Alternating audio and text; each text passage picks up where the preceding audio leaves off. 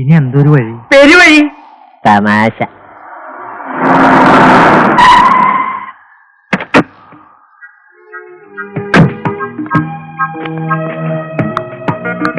ഞങ്ങളെ വകവരുത്തി അടങ്ങും അല്ലേ? അതിനെ കുറിച്ച് സംസാരിക്കാനാണ് ഞാൻ വന്നത്. എന്ത് വകവരുത്തുന്നതിനെ കുറിച്ചോ? അയ്യോ അതല്ല, പിന്നെ ബർത്ത്ഡേ അന്നുണ്ട പ്രശ്നങ്ങളെ കുറിച്ച്. ഇതൊരൊഴിയാപാതയായല്ലോ.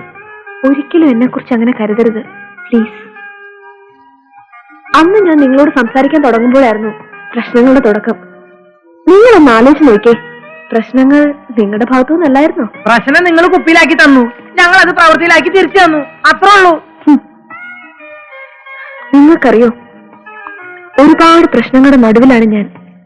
അതിൽ നിന്ന് കൊളിച്ചോടാൻ വേണ്ടി പല വേഷങ്ങളും ഞാൻ നിങ്ങളുടെ മുമ്പിൽ കെട്ടിയിട്ടുണ്ട്. വിശ്വസിച്ചാലും ഇല്ലെങ്കിലും ശരി, പരിചയപ്പെട്ട ആ നിമിഷം തന്നെ നിങ്ങളെല്ലാരും എന്റെ സുഹൃത്തുക്കളായി കഴിഞ്ഞിരുന്നു. ആ ഒരു സ്വാതന്ത്ര്യം എടുത്തിട്ടാണ് ഇപ്പൊ ഞാൻ നിങ്ങളുടെ മുമ്പിൽ വന്നിരിക്കുന്നത്. വിരോധമില്ലെങ്കിൽ കുറച്ച് സമയം എനിക്ക് തരാമോ?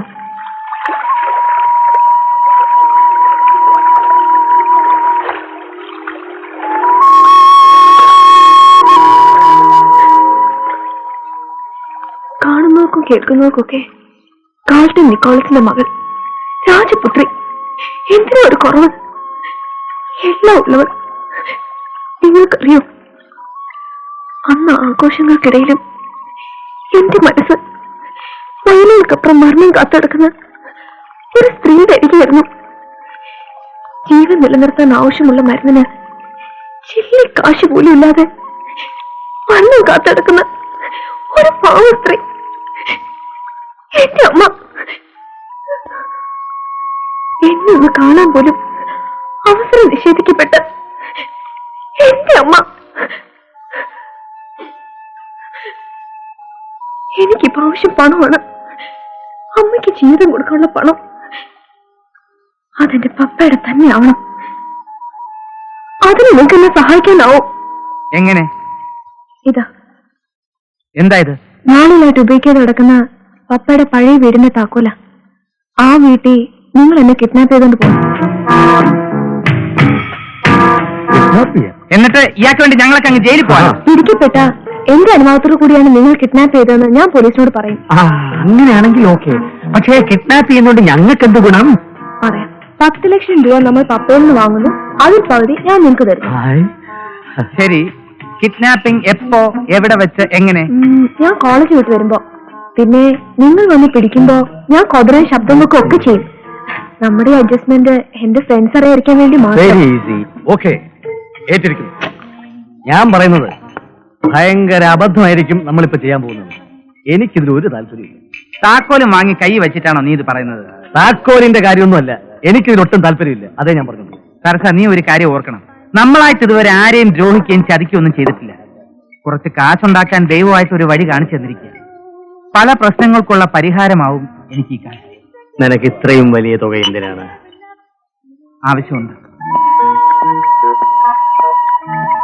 ആരാ പറഞ്ഞത് ക്രിസ്റ്റീന മോൾക്ക് ആരുമില്ലെന്ന്?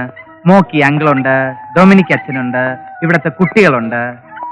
പിന്നെ അടുത്ത പ്രാവശ്യം അങ്കിൾ വരുമ്പോ മോക്ക് പിക്ചർ കാർഡ്സും സ്റ്റാമ്പ്സും ഒക്കെ കൊണ്ടുവരാം. ഓക്കെ? ശരി അങ്കിൾ. മോള് പൊക്കോ.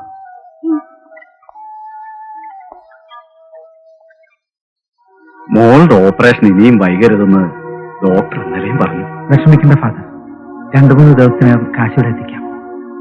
ഇത്രയും വലിയൊരു തുക? അത് എനിക്ക് പുതിയൊരു കോൺട്രാക്ട് കിട്ടിയിട്ടുണ്ട്.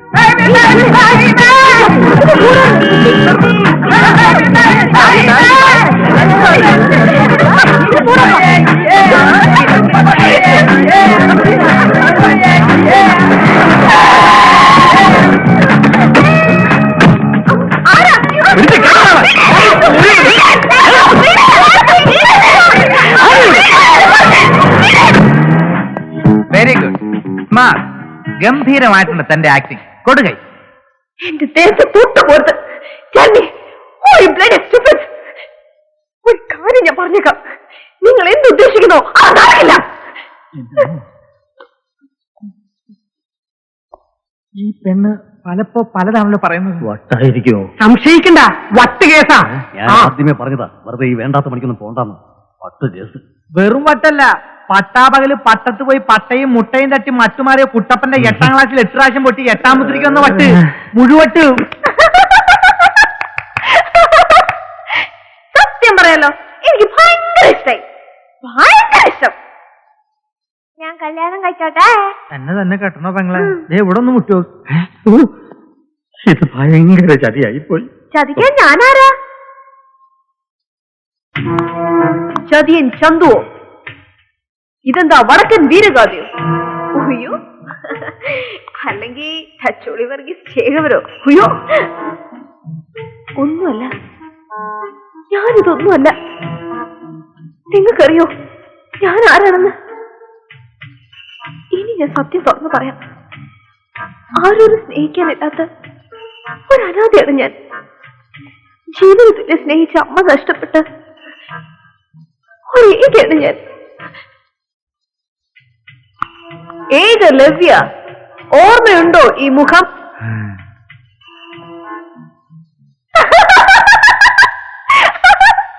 അയ്യേ, എല്ലാത്തിനും നോട്ടം കണ്ടില്ലേ? അല്ല, പപ്പ വിളിക്കണ്ടേ? പപ്പയാ?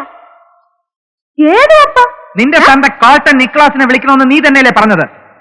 ആ, അത് ഞാൻ മറന്നു. വിളി വിളി വിളി വിളി. നമ്പർ പറ. നമ്പർ 350691.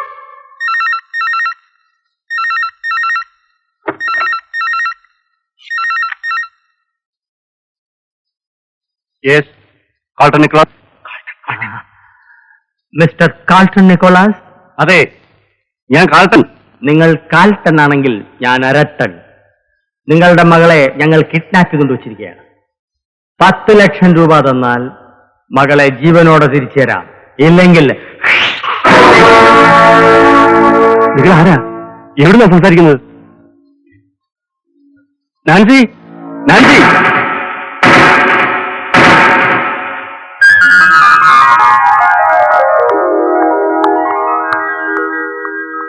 എന്താ പാപ്പ?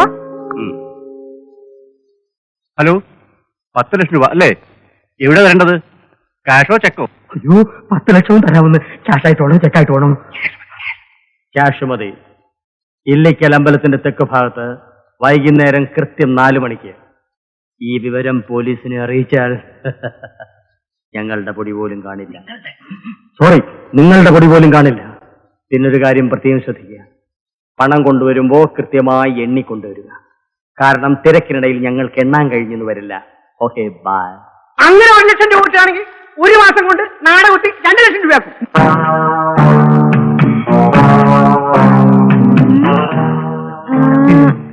ഭംഗി എന്താ കാര്യം? രണ്ട് പിടിച്ചാൽ എന്താ ചെയ്യാ?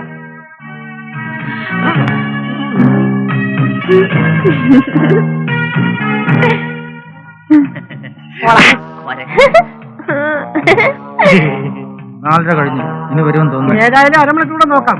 ഇനിയിപ്പോ വെയിറ്റ് ചെയ്തിട്ടൊന്നും കാര്യമില്ല. നമുക്ക് ഒന്നുകൂടെ ഫോൺ ചെയ്തു.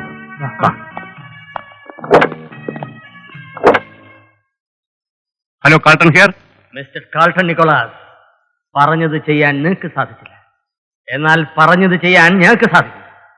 ഇന്ന് രാത്രി കൃത്യം 12 മണിക്ക് നിങ്ങളുടെ മകൾ ഈ ലോകത്തോട് വിട പറയും. വിട പറയുന്നതിന് മുമ്പ് മകൾ നിങ്ങളോട് സംസാരിക്കും. പപ്പ, ഇത് നാൻസിയാ. പപ്പ എന്താ വരാഞ്ഞേ? ഇവരെന്നെ കൊല്ലും. മാമൻ ശരിയില്ല അവിടെ.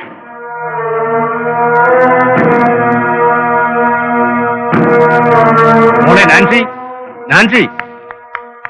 എന്താ പപ്പ? മോളെ നാൻസിയാണെന്ന്. നിന്റെ അതേ ശബ്ദം. എന്താ പപ്പ ഇത്? നോക്കട്ടെ. ഹലോ, ഞാൻ നാൻസിയാ. ആരാത്? നാൻസിയോ? ഏത് നാൻസി? ഞാൻ നാൻസിയാണ് സംസാരിക്കുന്നത്. സത്യം പറ, നീ ആരാ? You fraud. Who are you? Bloody useless. ഛേ.